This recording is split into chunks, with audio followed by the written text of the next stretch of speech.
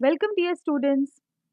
In the previous video, we have already studied about few components of the cell. So in this video, we are going to study about cell organelles. So let's begin.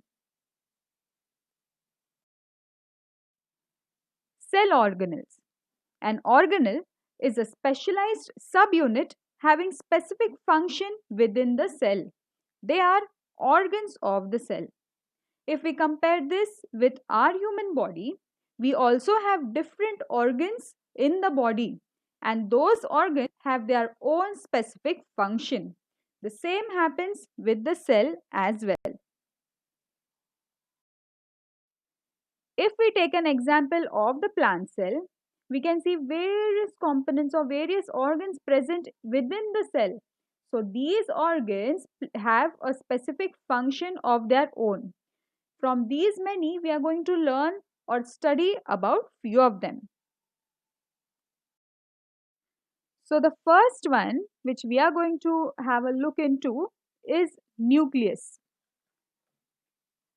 When observed under electron microscope, we can see nucleus covered by a double layered membrane with small pores.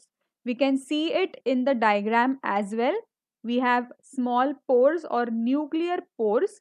Now double layered membrane. Membrane is a thin sheet of tissues or layers of cell acting as a boundary for a particular region or a particular part. Okay. Now, these pores or the dots which you all can see in the diagram, they allow the passage of materials in and out of the nucleus. Nucleus has one round nucleolus and a network of chromatin fibers. Now, nucleolus, the purple circle which you all can see in the very center. So, it is a distinct structure present in the nucleus. It participates in assembling the ribosomes. Now, ribosomes are minute particles consisting of RNA associated proteins. Okay. Now, this also has chromatin fibers. Chromatin fibers are thin thread-like structures which condense to form short, thick chromosomes at the time of cell division. Now, chromosomes are, we can say, a protein and a single molecule of DNA. Functional segments or chromosomes are called genes. The word genes we have already heard about. Let's have a look at the functions of nucleus. The first one controls all metabolic activities of the cell and also the cell division. Now, metabolic activities are the chemical reactions involved in maintaining the living state of the cell. So, all the chemical reactions which are involved for the cell to survive, so those are metabolic activities. Number two, we have it is involved in the transmission of hereditary characteristics from parents to offspring. Of offspring means to the children. Now, this nucleus is involved in transport or transmission of few characteristics, few things from the parents to their children. The next one we have is endoplasmic reticulum. We have this in our textbook also, the diagram which you all are able to see. The organelle which conducts various substances inside the cell is called endoplasmic reticulum or ER. It has a net-like structure consisting of interconnected miniature tubes and sheets filled with fluid. So all the tubes and the sheets which you all can see in the diagram, they are filled with fluids. ER is connected to nucleus from inner side to plasma membrane from outer side. Now, if we have a look at the plant cell or any, if you have a look at the plant cell, we will see that this ER is connected to nucleus from the inner side and to the plasma membrane from the outer side. Rough ER has ribosome granules on its outer surface. Now the purple part which you all can see, it has few dots placed on it. So it is just to indicate that it is a rough surface. And if you all observe the creamish side, that is the left hand side, the surface is very smooth. So those are smooth endoplasmic reticulum. Functions of endoplasmic reticulum, the first one, it is the framework that supports the cell. Now we can say that it is a structure which is very important for supporting the cell.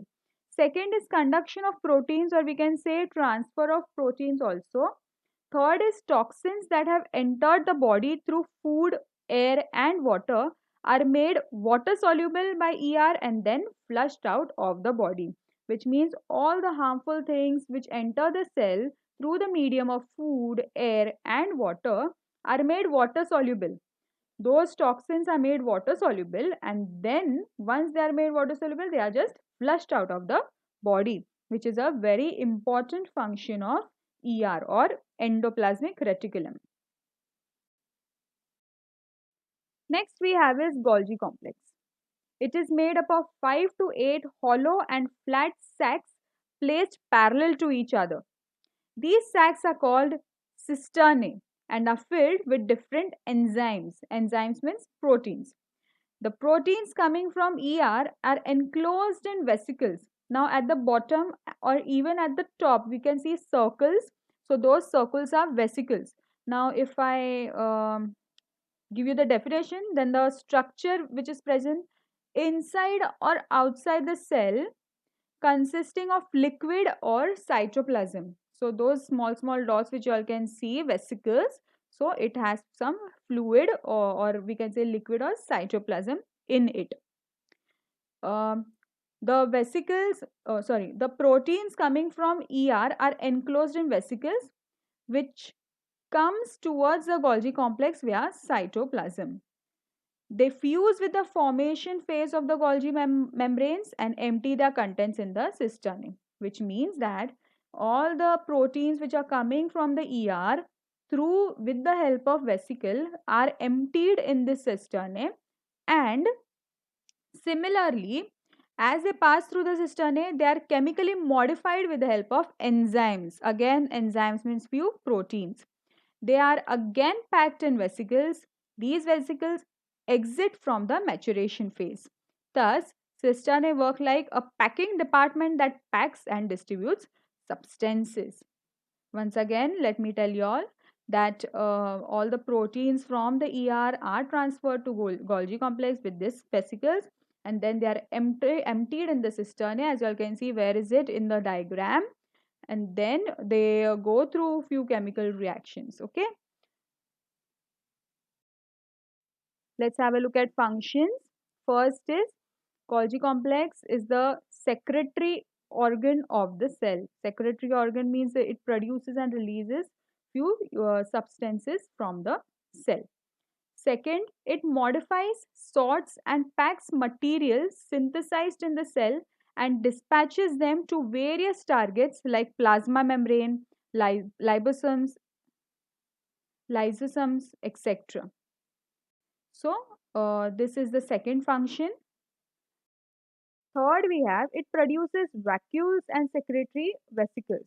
Now, vacuoles is a space within a cell that is empty of cytoplasm, lined with membrane and filled with fluid. So, this is vacuoles.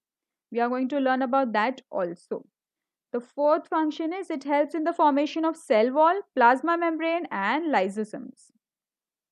So, this Golgi complex helps in the formation of these parts also. The next cell organelle which we are going to learn about is lysosome. The diagram is again mentioned in the textbook also.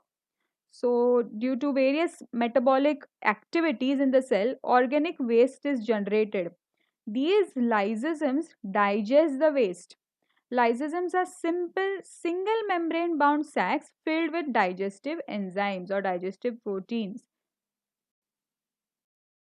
So, these are the functions of lysosomes. The first one is immune system. It destroys viruses and bacteria that attacks the cell. Very important function. The second is demolition squads.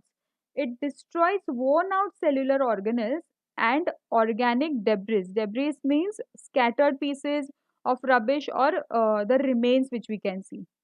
So it destroys those remains.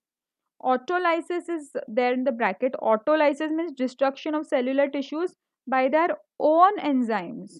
So this is the function which the lysosome undergoes. Third, we have is suicide bags. When a cell becomes old or is damaged, lysosomes burst and enzymes digest their own cells. So it acts like a suicide bag. The fourth one is during starvation, lysosomes digest stored proteins, fats, etc. So this is also a very important function. Starvation means when there is lack of food. So they digest their own proteins and fats. That's it for this video, students. I hope you all understood whatever I tried to teach you all. We will continue with the remaining cell organelles in the next video. Thank you.